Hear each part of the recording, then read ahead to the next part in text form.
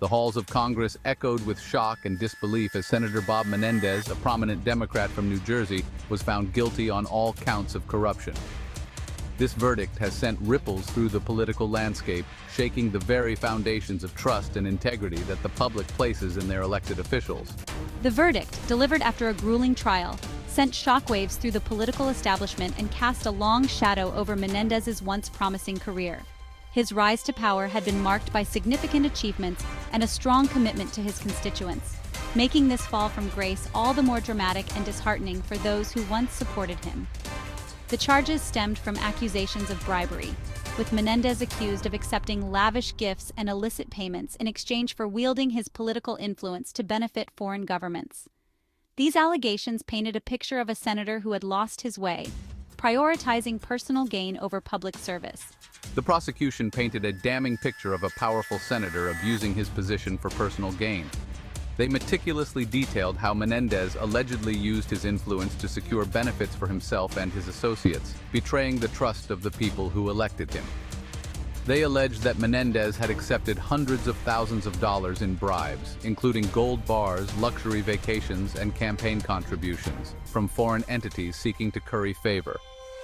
These bribes were not just financial, they included extravagant gifts that highlighted the extent of the corruption. In return, Menendez was accused of using his Senate seat to advance the interests of these foreign actors, undermining the integrity of his office and betraying the trust of his constituents. This betrayal was seen as a significant breach of the ethical standards expected of public officials.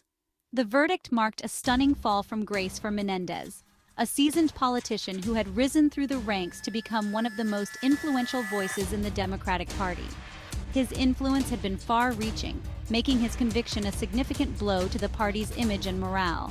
As the news of his conviction spread, calls for his resignation reverberated from both sides of the aisle, with many lawmakers expressing outrage and disappointment at his conduct.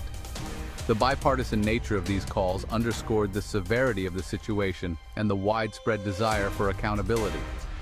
The verdict served as a stark reminder that no one, not even a powerful senator, is above the law. It reinforced the principle that justice must be served, regardless of one's position or influence. The trial had captivated Washington for weeks, with its tales of political intrigue, backroom deals, and a web of international connections. The complexity of the case and the high stakes involved made it a focal point of national attention. The prosecution presented a mountain of evidence, including financial records, emails, and witness testimony, that they argued proved Menendez's guilt beyond a reasonable doubt. The detailed and comprehensive nature of this evidence left little room for doubt in the minds of many observers. The defense, however, maintained Menendez's innocence, claiming that the gifts were merely tokens of friendship and that his actions were motivated solely by a desire to serve his constituents. They argued that the prosecution had misinterpreted the nature of these gifts and the intentions behind Menendez's actions, painting a different picture of the senator's character and motivations. At the heart of the prosecution's case lay a series of transactions that painted a clear picture of a quid pro quo arrangement between Senator Menendez and those seeking to buy his influence. These transactions were not isolated incidents but part of a broader pattern that spanned several years, involving multiple parties and significant sums of money. The prosecution meticulously documented a pattern of behavior that they argued demonstrated a calculated scheme to enrich himself and betray the public trust. They presented a timeline of events, supported by emails, phone records, and witness testimonies, that illustrated how Menendez allegedly used his position for personal gain. One of the most damning pieces of evidence was a series of lavish gifts that Menendez received from Dr. Salomon Melgen, a wealthy Florida ophthalmologist and a close friend of the senator. These gifts were not mere tokens of friendship, but were seen as part of a larger scheme to influence Menendez's actions in the Senate. These gifts included private jet flights to luxurious destinations, stays at opulent resorts, and other extravagant perks that most people could only dream of. The prosecution argued that these gifts were given with the expectation of receiving something in return, and even a Mercedes-Benz convertible. This luxury car was presented as a symbol of the alleged corruption, a tangible representation of the favors Menendez was accused of providing in return. In exchange for these extravagant presents, the prosecution alleged that Menendez had intervened on Melgen's behalf in a variety of business disputes, using his Senate office to pressure government agencies and advance Melgen's financial interests. This included lobbying for changes in Medicare reimbursement policies that would benefit Melgen's medical practice. The prosecution also presented evidence of Menendez's dealings with foreign governments, most notably Egypt and Qatar. They detailed how Menendez allegedly used his influence to secure favorable outcomes for these countries, actions that were seen as compromising national interests for personal gain. They alleged that Menendez had accepted bribes from these countries in exchange for using his influence to secure favorable treatment for their governments. These bribes were not just financial, but also included other forms of compensation that benefited Menendez and his associates. These bribes allegedly included campaign contributions, which were funneled through various channels to avoid detection. The prosecution showed how these contributions were linked to specific actions taken by Menendez in his official capacity. Donations to organizations affiliated with Menendez, which were used to further his political and personal agendas. These donations were presented as part of a broader strategy to maintain influence and control, and even promises of future employment for his son. This aspect of the case highlighted the extent to which Menendez was willing to go to secure benefits for his family, further underscoring the alleged abuse of his office. The prosecution argued that Menendez's actions went far beyond the pale of acceptable conduct for a United States senator. They contended that his behavior was not only unethical, but also illegal, violating multiple federal laws designed to prevent corruption and protect the integrity of public office. They painted him as a corrupt politician who had sold out his office for personal gain, undermining the very fabric of American democracy.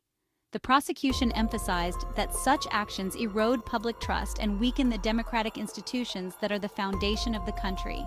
The evidence, they argued, was overwhelming and left no doubt that Menendez was guilty of the crimes for which he was charged. They called on the jury to consider the totality of the evidence and to deliver a verdict that would hold Menendez accountable for his actions, sending a clear message that corruption at any level of government would not be tolerated.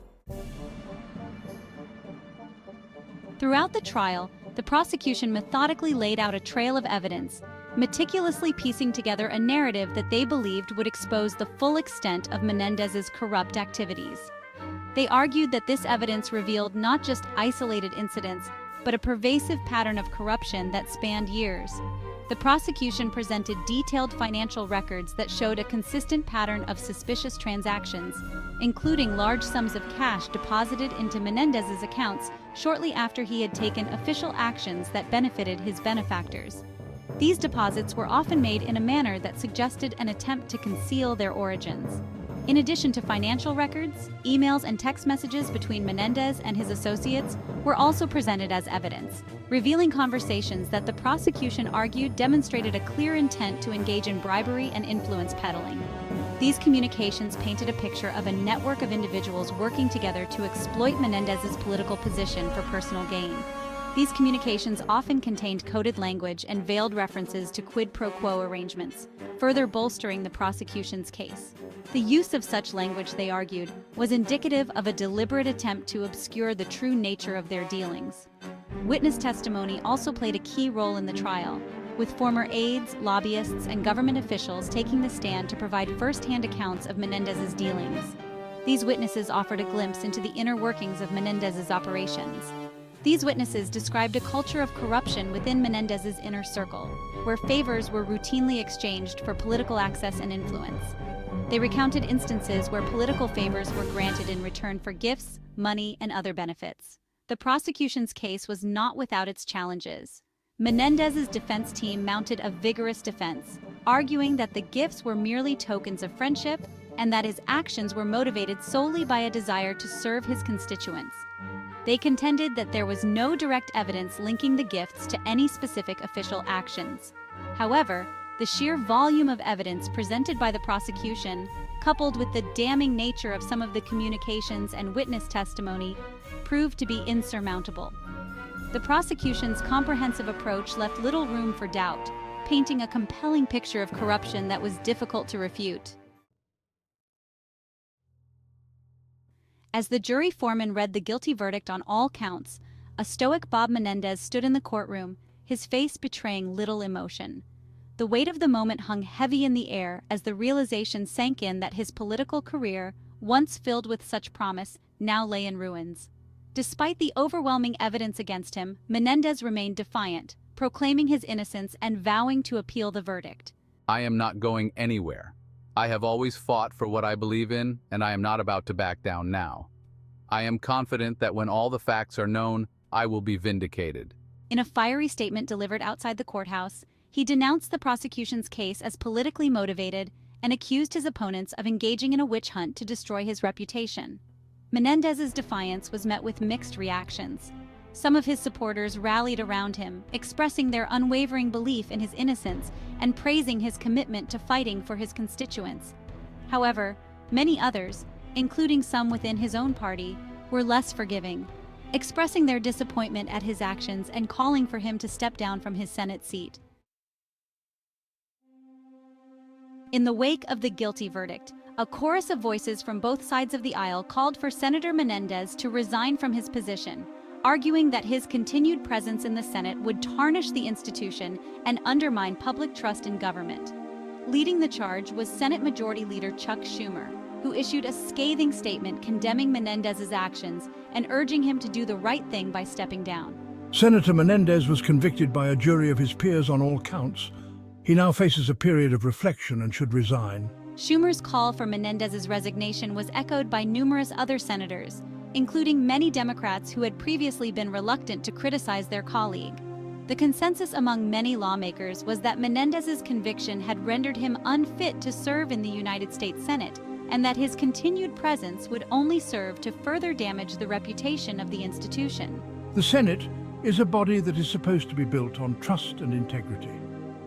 Senator Menendez's actions have seriously eroded that trust, and I believe it is in the best interests of the Senate and the country for him to step down.